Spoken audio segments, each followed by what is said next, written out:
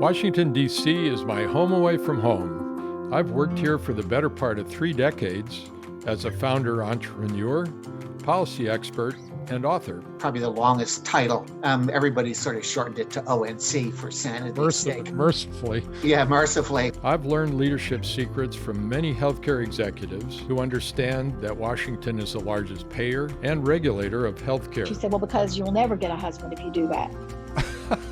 I began interviewing healthcare leaders many years ago because what better way to learn how they think, why they make it to the top, and how they remained there. Think about what was your most challenging engagement. Healthcare has been the most difficult problem. Let me just say. We'll talk about that later.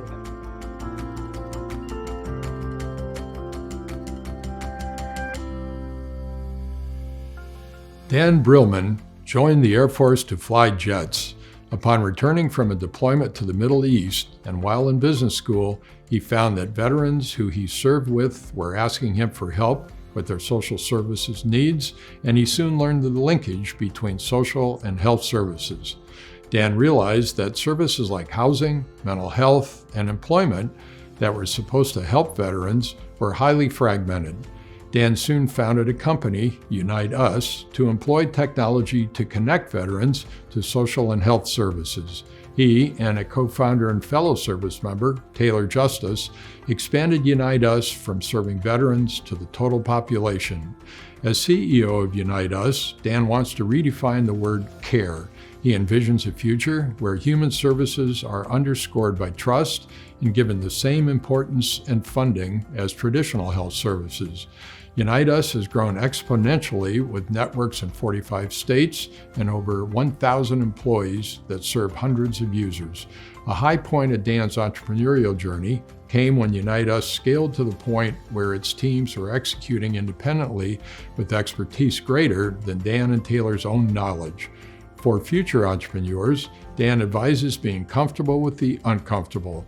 You won't always have all the information, but success follows determination and relentless focus on your vision. Well, good morning, Dan, and welcome. Thanks for having me, Gary. We're pleased to have you at this microphone. This show, of course, is about leadership, and you're a leader as the founder and CEO of Unite Us, an exciting company that's making an important difference in coordinating healthcare, social services.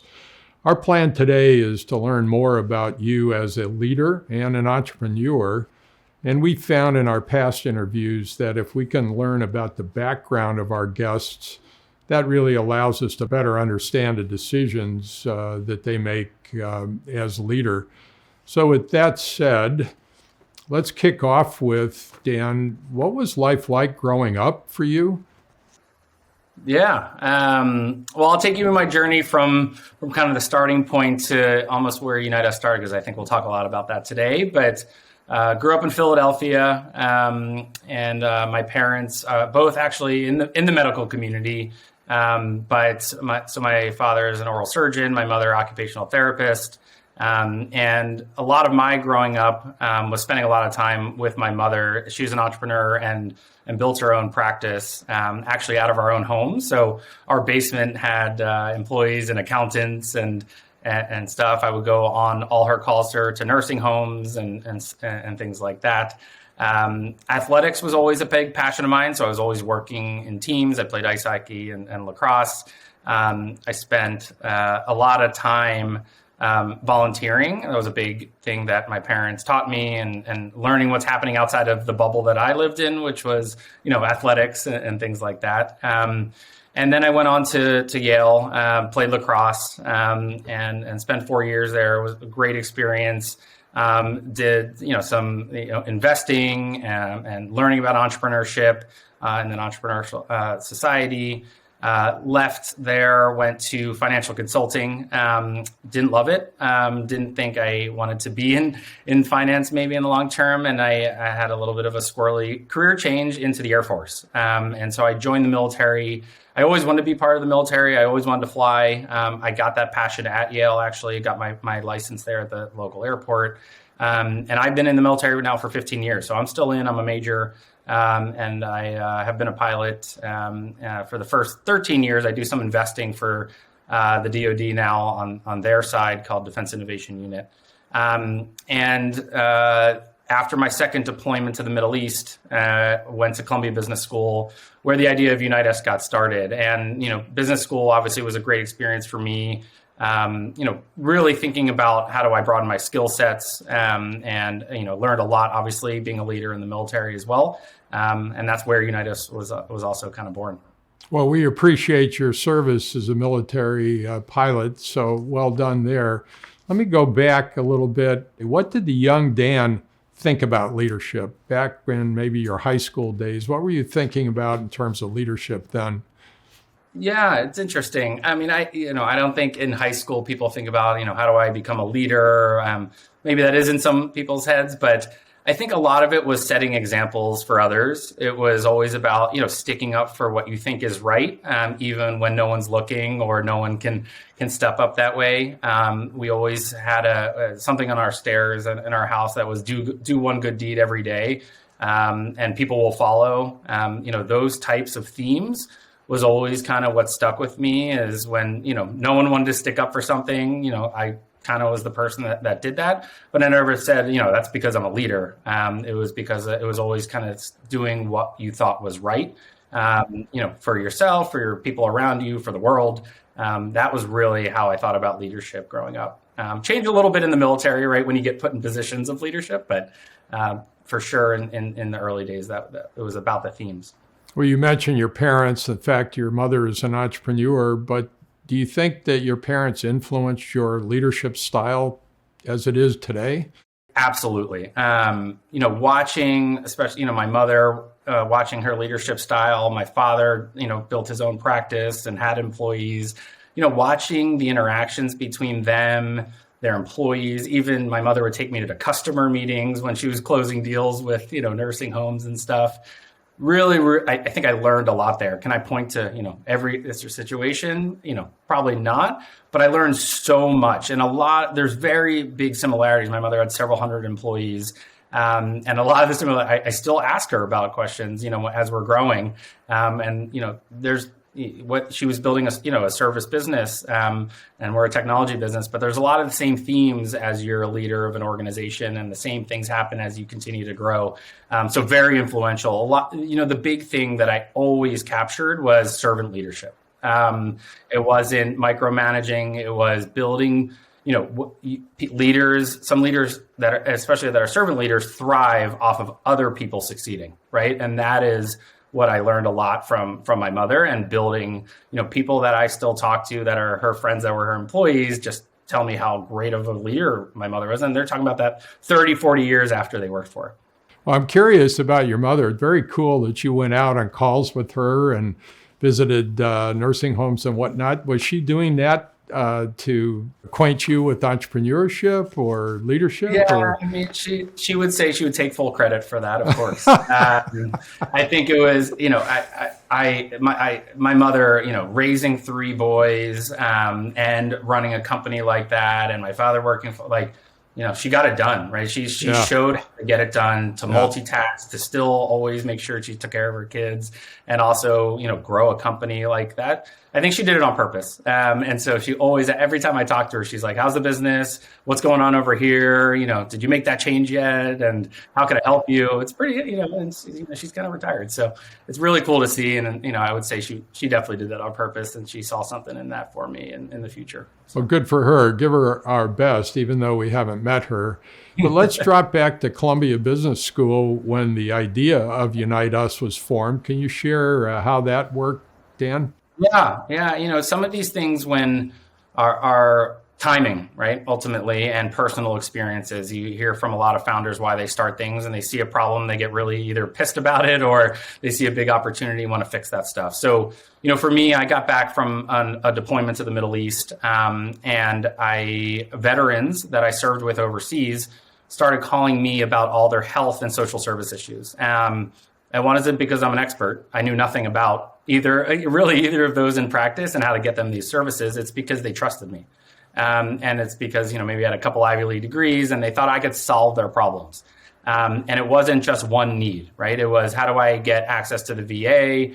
I have housing issues, employment issues, mental health issues, all at the same time. I had no idea how to help them, like literally no idea. So what I did, this was 2010, 2011, I started trying to help them. And so what was available? What was in the market? I thought this was all figured out, honestly. Like I literally thought all this stuff, veterans getting access to whatever they needed was there, but it was so fragmented. It was the VA, it was the non-VA. People are citizens and they're not eligible for the VA now. And so what I had to do, I looked up resources on the internet and I started calling organizations around the country to try to help veterans that I served with. It was very frustrating. They all worked individually. They all had their own mission. They did one service, housing, employment. And they would say, I can't help them, but call my friend down the street. They might be able to help. So they were giving me these like kind of offline referrals to these organizations, and no one knew what would ever happen.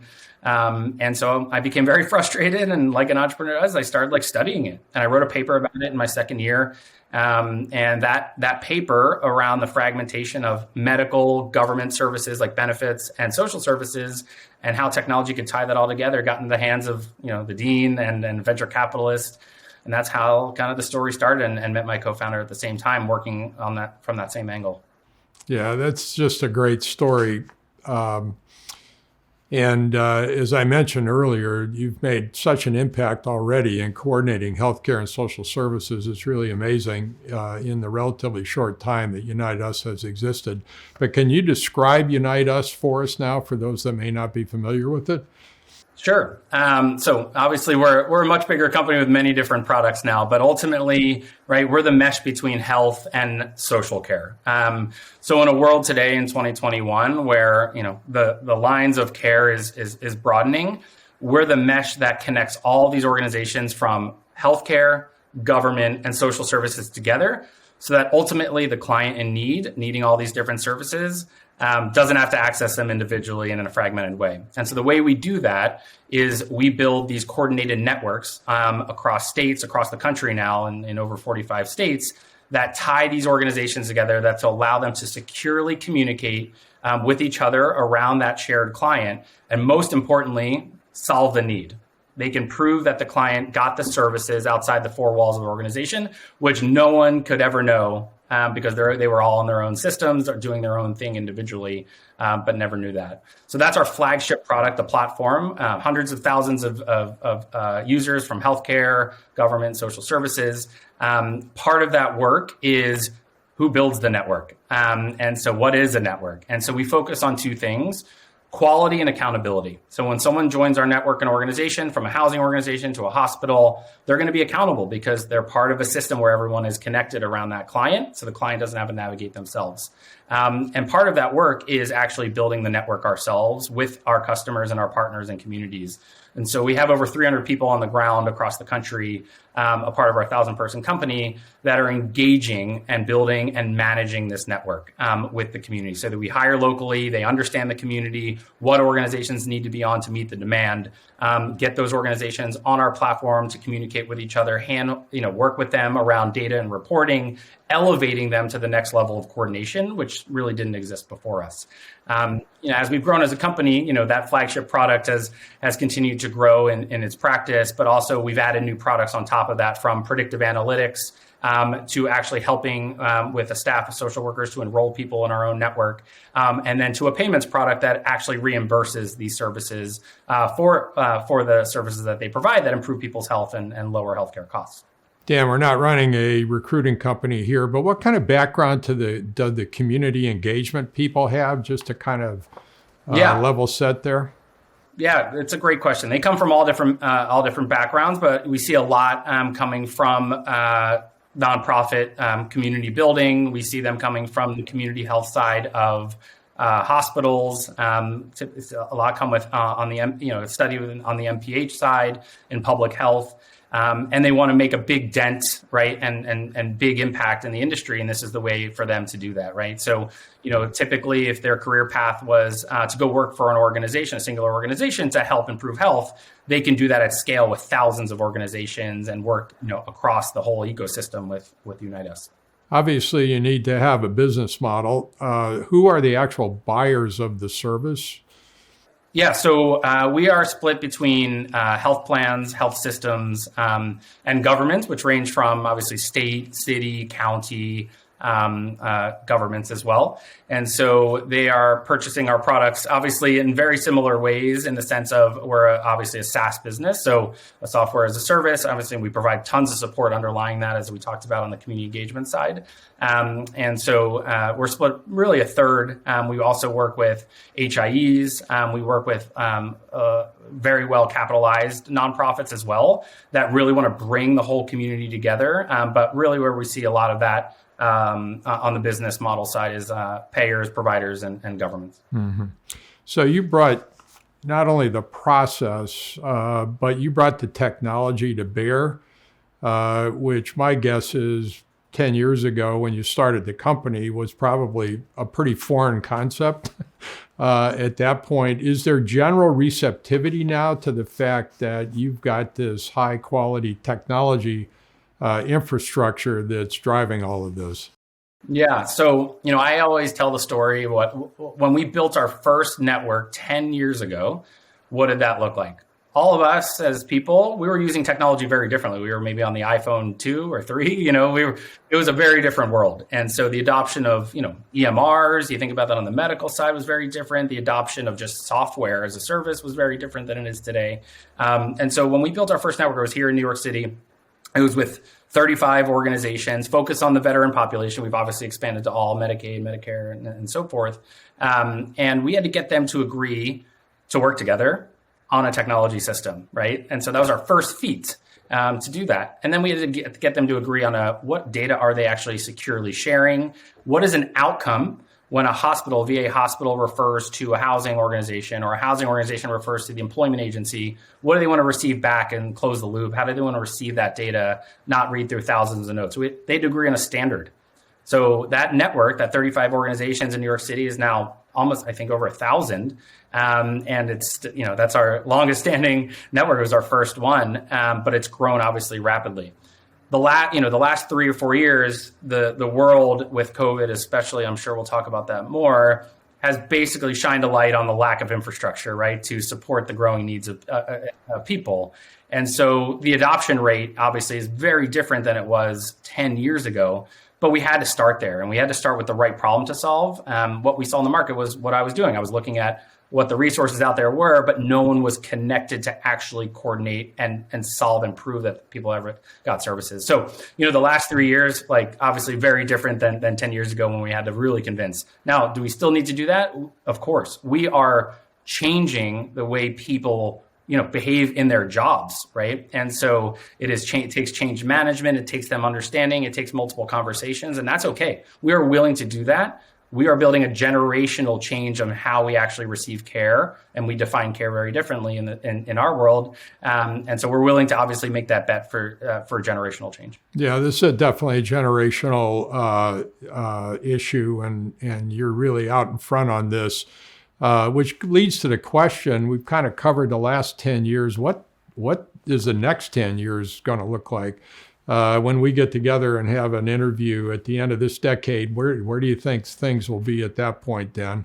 Yeah, it's a great question. The last 10 years has been continuing to elevate that, social care, the smaller H in HHS, right, is just as important as the big H. The next 10 years is about how do we align incentives that way, right? And, so 10 years from now, I want to look at housing as the same way we look at a knee surgery, right? We don't want to look at that. If someone doesn't have housing, right, they're not going to be able to take care of themselves, right, medically, right? So of course, when we look at costs, right, these are the things, we want that to be a standard. So for 10 years from now, I don't want to look at housing any differently as part of your care than a knee surgery. And how we get there is really important, because ultimately it's going to not look like what it looks like today when we talk about the word care. It's not going to just be coming from the medical setting. It's going to be coming from the community. And I'm sure, Gary, as you've had guests on the show, care is moving outside of the traditional, I go to the doctor, I go to the hospital. It is what's close to me. Everyone lives within a mile of, a pharmacy and a CVS. I can get care closer to me. I can get it in my home. I can get it virtually. And that should be no different from how we receive social care, right? Or integrated health and social care. Yeah. Well, the brilliance of what you're doing, of course, is all that movement outside the hospital and so on. Unless it's coordinated, unless there's some kind of data infrastructure, it really is not possible to measure quality and impose any kind of accountability on it. So good for Unite Us. You mentioned COVID, of course, which you could just look at what you're doing and think, yes, on one hand, it just pointed out all the gaps. On the other hand, gosh, it has to be pretty tough for you to operate in that kind of environment. So how did things go the last couple of years under COVID? Yeah. So, as I mentioned, I think it really showed us that there was a lack of infrastructure, and everyone noticed that, right? Every consumer, so us, me and you, we turn on the news. It's about vaccines. It's about eviction. It's about social isolation, right? It's about food insecurity. We're not talking about knee surgeries and things like that. This is what we look at every day as consumers.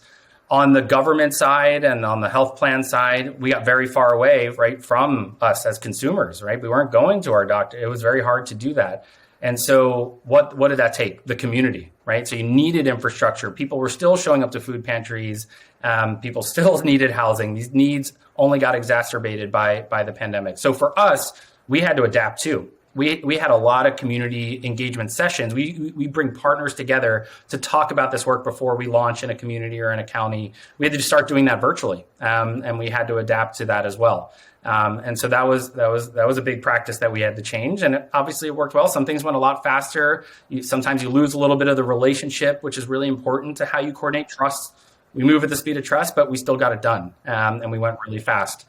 Which is good. And we also grew as a company. And I think more people demanded this product. They said, why the heck do we not have this? There's a pandemic going on. We need this right now. So we had to adapt to move a lot faster. Our work statewide in North Carolina, we finished 6 months in advance because people needed help, right? And so we had to do it as fast as we possibly could. And everyone was ready, to take on that mission.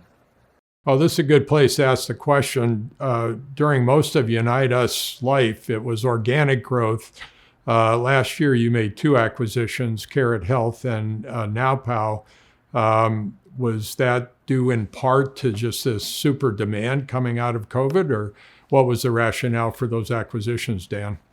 Yeah, so our vision in the last couple of years, moving in as our customers demand obviously more of us, as we solve more problems, they think of us as strategic partners, right? We need to be the best in class in everything that we do, and so when we started investing in predictive analytics, we said, what is the best way to become best in class in that? So, Carrot Health it was the fastest growing company in this work, deeply embedded with a lot of health plans, understanding, risk, right, in general, and how do we actually get proactive and solve a housing need before it is a housing emergency, right? And also looking back at how do we look together at medical utilization and social care utilization, right, together. No one's ever looking at that. And so combining that was a huge asset for us, and it allowed us to be best in class in our analytics work. And so that became a very clear objective for us. We knew them for many years, have been working with them, because what would happen is customers would say, hey, we want to work with Carrot Health. We want to work with you. You guys work together so that we can predict the needs, and then we can go solve them through Unite Us. And we're like, why wouldn't we just do both together? And so for NowPow, they've been in the market even longer than us. And they started out actually in the medical setting, founded by Stacy Lindahl and Rachel Kohler, working with a lot of providers and academic medical centers. We started out in the community, getting organizations working together that from the community and then bringing healthcare in. So they became very good on the workflow side of providers. And so marrying those two things together was what the market really wanted. And it also kind of alleviated, some of, as we build the networks, we were starting to overlap with each other. We're both very good companies and trying to do this work. They also became very good at building high quality, kind of the resource guides that I was telling you about on the outside world that consumers can search. And so as our goal to become an end-to-end product, that asset that they built, an amazing asset with the provider workflows and everything, added to our capabilities as very deep in communities around focus on outcomes. Like marrying that was what the market wanted as well.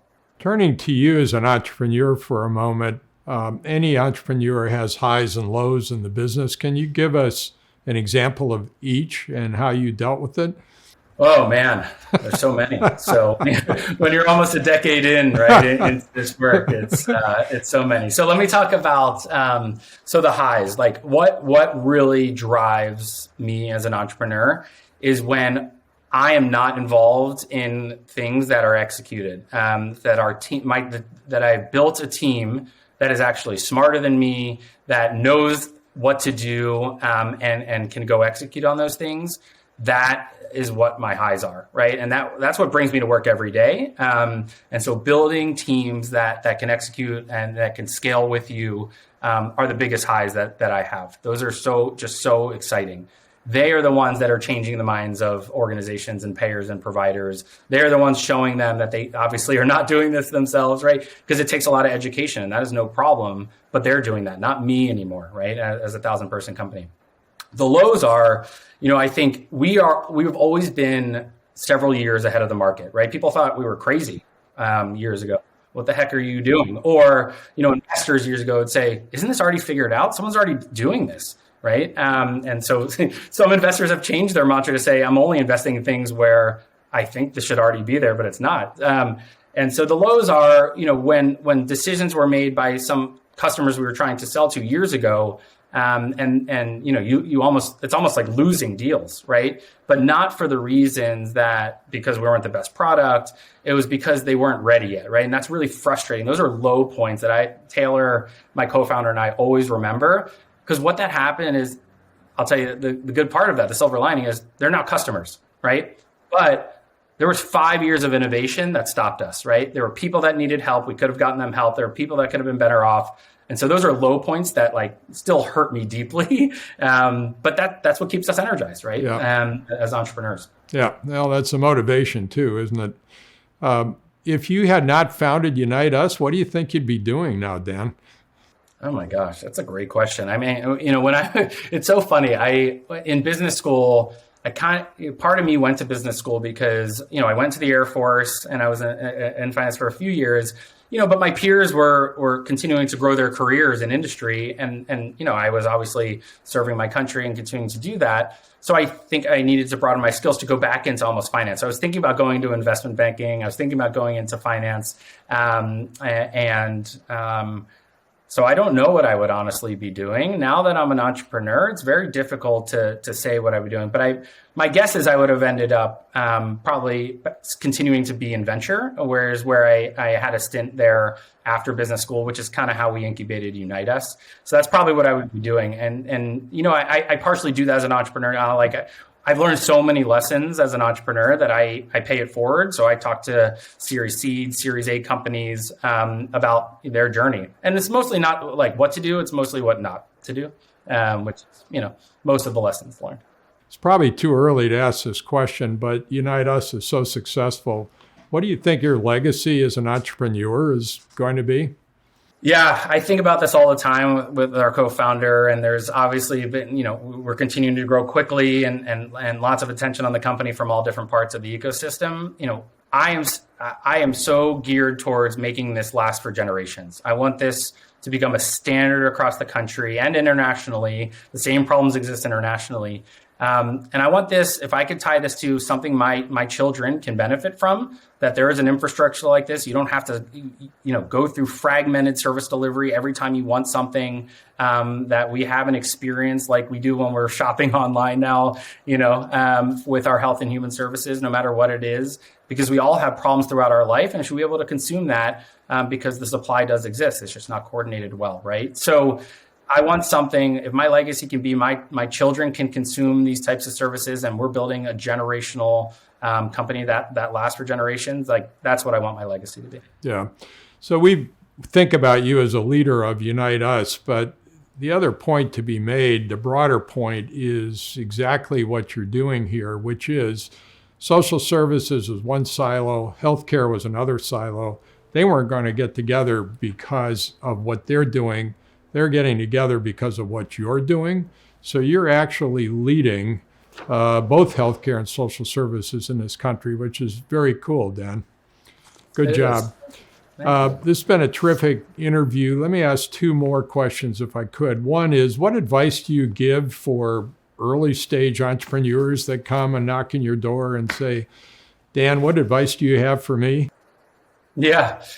So at the highest level, you got to be comfortable with the uncomfortable. There's, as you grow, the number of questions unanswered will continue to grow, but they will change and they will manifest itself differently. When you're early stage, you don't know all the answers, right? So it's more about you're selling the dream, right? We were building our first network. Did I know it was going to work everywhere across this country in 45 states and have 5 products on top of it and have 1,000 employees and hundreds of thousands of users? I did not know that 10 years ago that we would be at this point today, right? So you have to, there's a grind. And you have to be comfortable with the uncomfortable. You have to make decisions on the fly. You don't always know if they're right.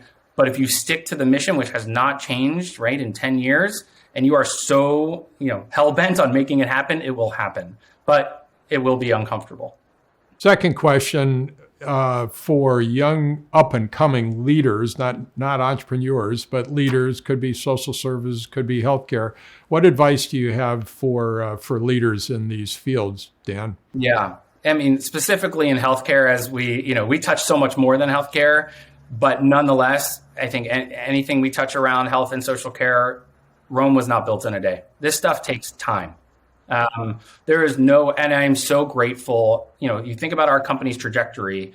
We started in 2013 and we were focused on the veteran population until about 2018, building the right product, building the right story, building the right processes. And we were ahead of the market. And I'm thankful for that. I think if we started selling, to payers and providers in 2013, we'd be broken. There was just no way we would make it. We'd be too early. Wouldn't be enough adoption, right? The market was, we had to build the right product, which is very hard technology-wise, right? An interoperable product that sits in the hands of all these organizations that have never talked before electronically and securely. That's a lot of that is Rome wasn't built in a day. It takes time.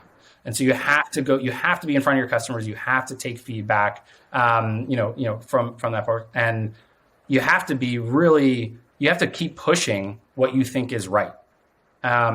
And don't let it be a shiny object that disappears the next day, right? And I think for us, social care could have been that way a couple of years ago, but we've been so steadfast in educating the market and showing ROI and showing reductions, right, in cost so that they can pay social care, right, and invest in social care. Governments now get it. It is part of the normal talk track around health equity now, but that didn't happen overnight. Yeah. Dan, thanks again for a terrific interview. Keep up the great work at Unite Us. We'll be following your progress. Thank you, Gary, for having me. Much appreciated.